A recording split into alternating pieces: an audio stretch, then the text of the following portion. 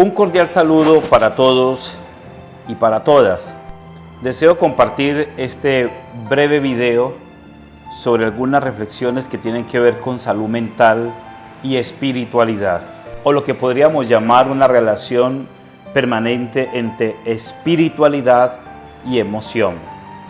Debemos entender la espiritualidad como la capacidad de conectarnos.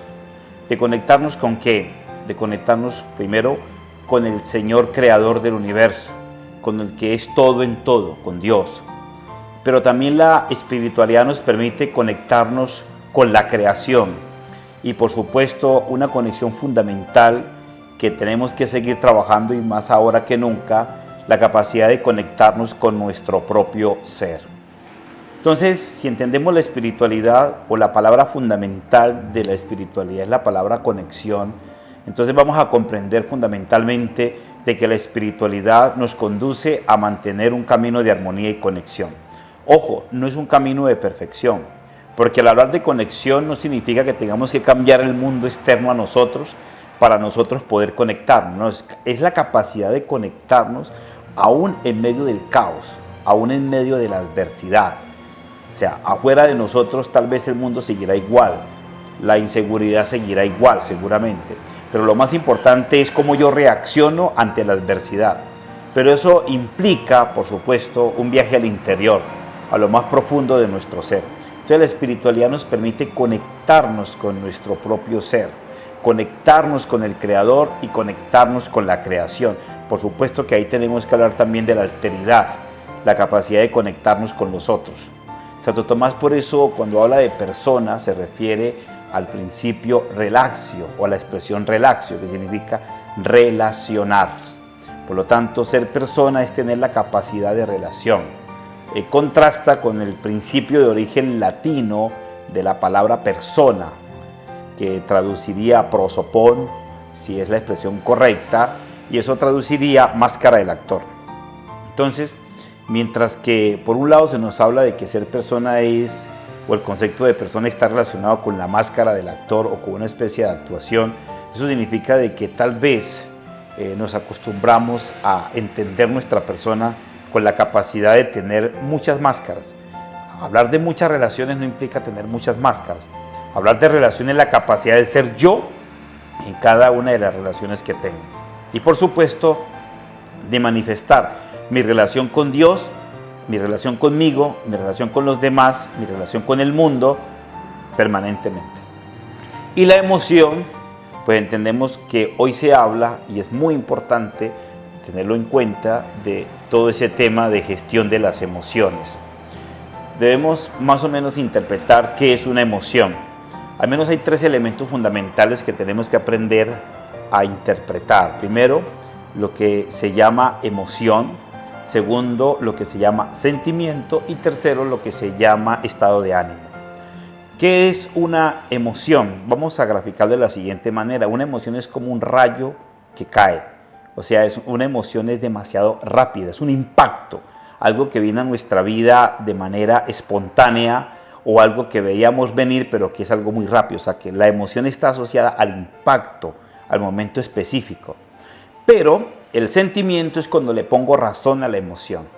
O sea, cuando ya empiezo a pensar en esta circunstancia que me impactó, y sobre todo si es un niño en su proceso de formación y de definir su personalidad, por supuesto que las emociones generan impactos a nivel de los sentimientos de manera más duradera. Entonces, claro, le pongo razón a la emoción y eso activa sentimiento.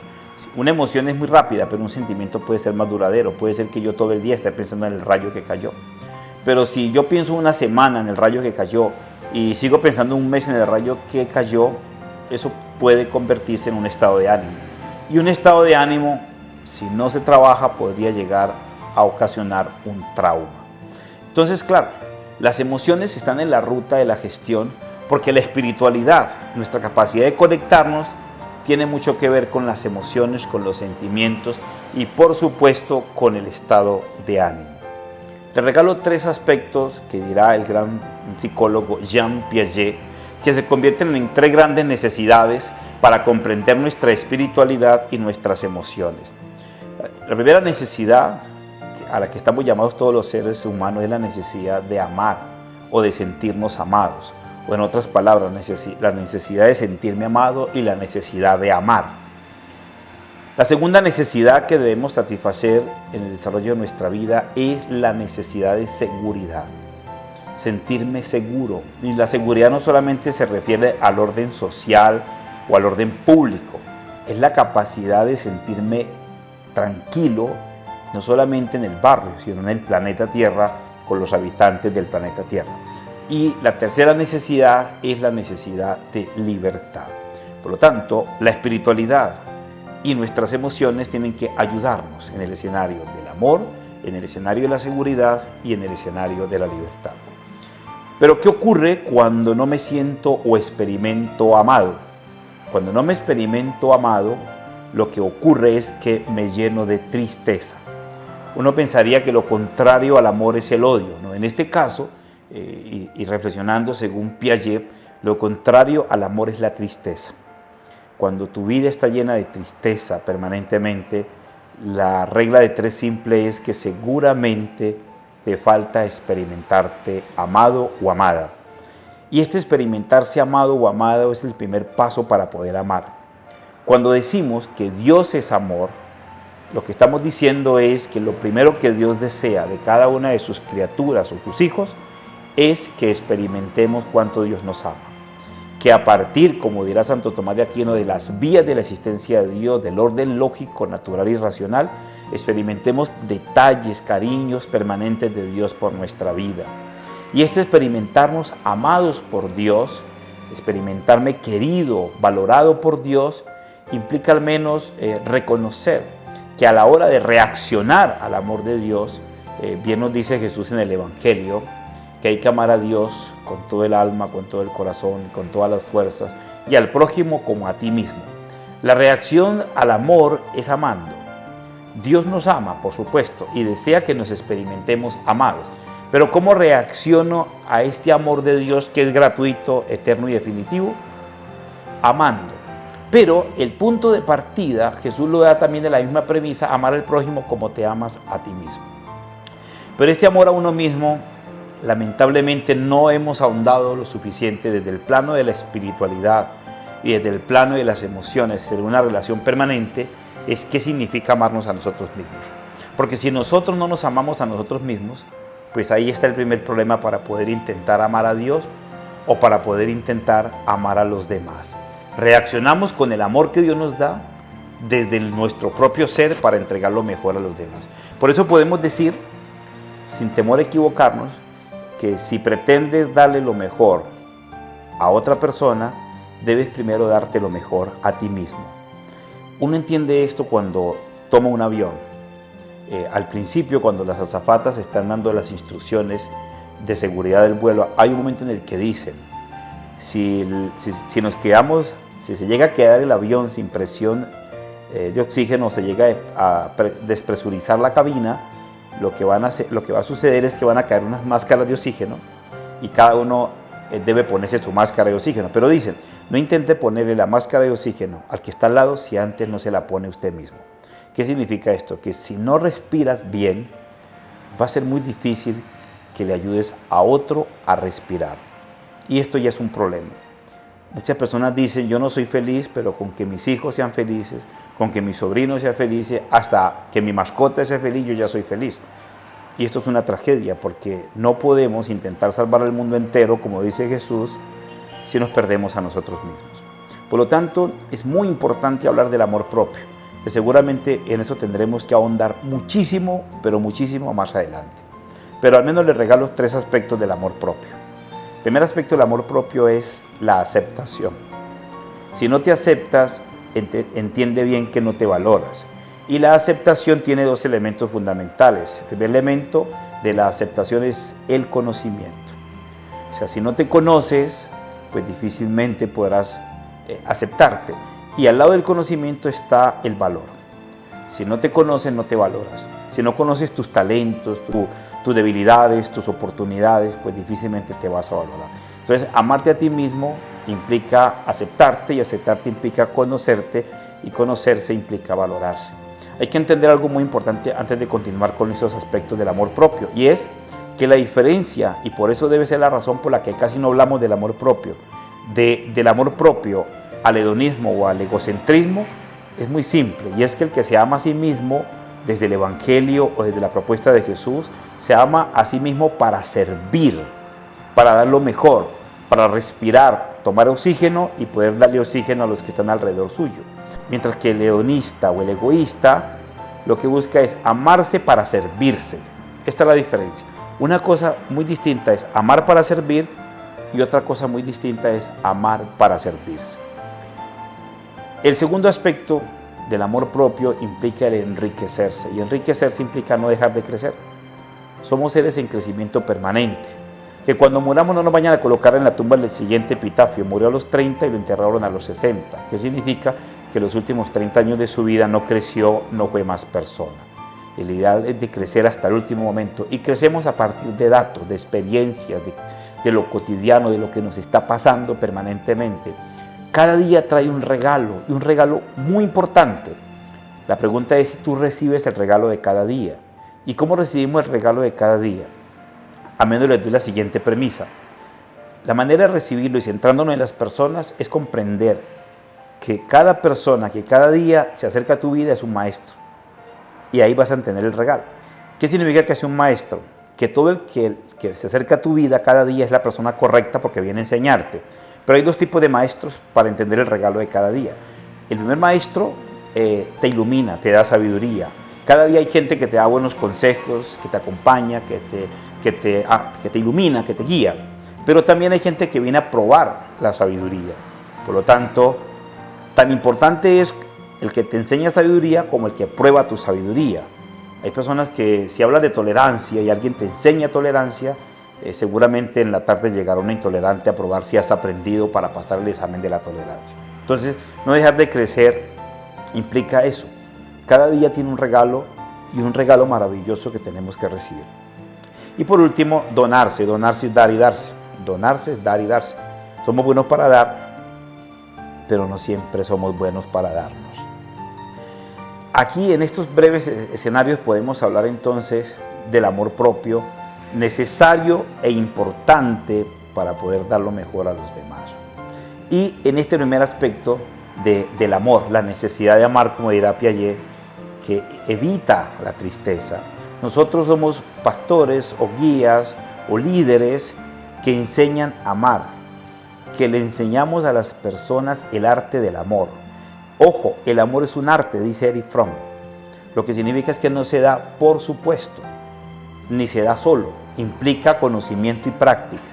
Si el amor es un arte, hoy podemos decir que la gran crisis que experimenta Occidente es una crisis de amor. No saber amar es una crisis muy grave, muy compleja. Entonces somos maestros de amor, y esto no se enseña en masa. Esto implica pequeños grupos, pequeñas personas. El que llegue hay que acompañarlo, pero yo no puedo ayudarle a alguien a amar si yo no sé amar, o si yo, por mi soberbia y por mi ego, creo que soy un especialista en amor, cuando yo puedo estar más depresivo que las personas que me buscan para aprender a amar. La segunda necesidad, como dirá Piaget, es la necesidad de la seguridad. Y cuando uno no se siente seguro, ¿qué sentimiento se activa? El miedo. Y vivir con miedo, por supuesto, que no es vivir. La primera carta de San Juan nos dice: el amor vence al temor.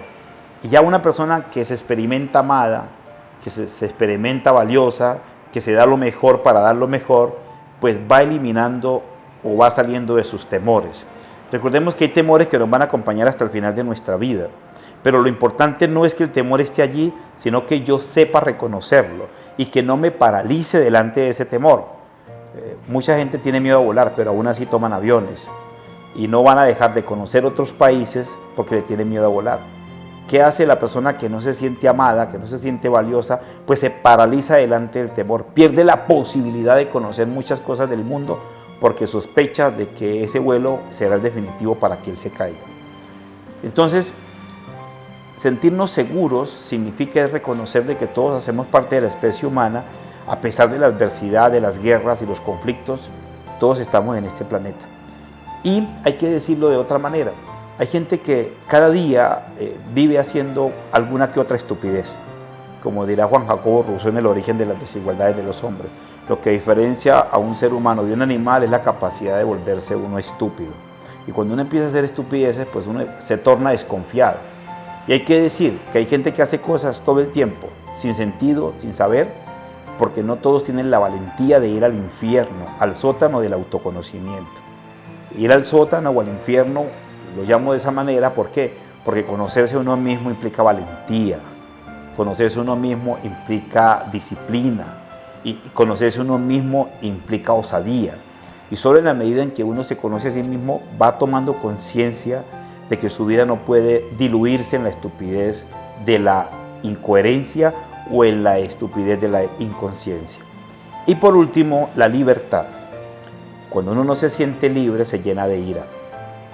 Y la ira nos hace reaccionar, por un lado, positivamente, porque muchos de nuestros países se independizaron y se liberaron del yugo de la opresión y de la esclavitud gracias a la ira. Y la ira nos hace reaccionar ante la injusticia. Pero también la ira que viene de la represión, del no aceptar, la ira que viene de la pérdida de su propia vida, esa ira es negativa porque se convierte o puede desarrollar una neurosis. Así que, mi querido amigo y amiga, si experimentas tristeza, si experimentas miedo o si vives lleno de ira, tendrás que buscar detrás de la ira, del miedo y la tristeza que hay. Detrás de la tristeza está la pregunta por el amor. ¿No te sientes amado? Hoy nosotros hablamos de que Dios es Salvador, pero puede ser que tengamos un Salvador y no nos experimentemos salvados, emocionalmente salvados. Entonces la pregunta es, si estoy triste, es que me falta aprender a amar. Hay que ir a la escuela del amor de Jesús, porque Jesús es maestro y actúa más como maestro que simplemente como Señor. Como Señor es un Salvador, por supuesto, nos da esperanza hacia la vida eterna, ¿cómo no? Pero es maestro del amor. Y lo primero que tenemos que aprender de Jesús es aprender el arte del amor. Y cuando aprendes el arte del amor, pues tu vida se llena de alegría. Eso lo dirá el Papa Francisco en Evangelii Gaudium. El Evangelio es para generar alegría. Recordemos a María como la mujer alegre. ¿Por qué es la mujer alegre? Porque ha creído y cree en las palabras del Maestro. Si Jesús es más Señor que Maestro, pues hoy tenemos que preguntarnos que tal vez lo que tú más anhelas es la vida eterna simplemente, pero tu vida en este mundo podría ser una catástrofe. Y Dios quiere que desde ya, en este momento, el reino de Dios se empiece a construir desde la emoción, de la pasión, desde la vocación, por el arte de la vida y por el arte del amor. Y por supuesto que habrá que buscar detrás de tus miedos, tus inseguridades. Y aquí implica un trabajo muy bonito y detallado. Tus inseguridades seguramente vienen desde tu personalidad, desde tu temperamento, desde tu estado de ánimo, desde tu carácter. Y eso hay que revisarlo. Hay que revisarlo más allá del simple escenario clínico, hay que revisarlo desde la meditación, desde la espiritualidad. ¿Por qué soy así? ¿De dónde viene mi personalidad? Bajo sospecha podemos caminar, pero es trabajar. No nos debe dar miedo, como lo decía anteriormente, bajar al sótano de nuestra oscuridad. Si vives lleno de ira en tu casa, en tu trabajo, peleas con tu esposa, hasta con la mascota, tendrás que preguntarte si estás viviendo la vida que soñaste y con las personas que soñaste. Es muy doloroso perder el tiempo y hacerle perder el tiempo a los demás. Dios ha venido para que seamos libres. Mira la carta de San Pablo a los Efesios. La libertad es un valor supremo y fundamental. No podemos vivir sometidos a ningún tipo de esclavitud, ni mental ni social, porque Dios es libertad. Entonces, si nuevamente cerramos la importancia de mantener conectados con el amor de Dios y con la creación y con todo lo que existe a su alrededor, y la necesidad de articular nuestro estado emocional a esta enorme realidad, desde ahí entonces comprendemos la importancia de trabajar permanentemente en nuestra conexión permanente con Dios y con los demás y con la creación y con nosotros mismos, y la importancia de gestionar nuestras emociones de manera permanente. Bueno, les dejo estos tips para los que les pueda servir y ser útiles, y recuerden de que seguiré pendiente y atento también de lo que yo pueda servir y colaborarles a cada uno de ustedes en este proceso del arte de la vida, del arte del amor, del arte de la ternura y la compasión, y así tener una calidad de vida mucho mejor y salir de los escenarios de la inconsciencia donde definitivamente ni plenitud ni amor del bueno. Bendiciones para todos.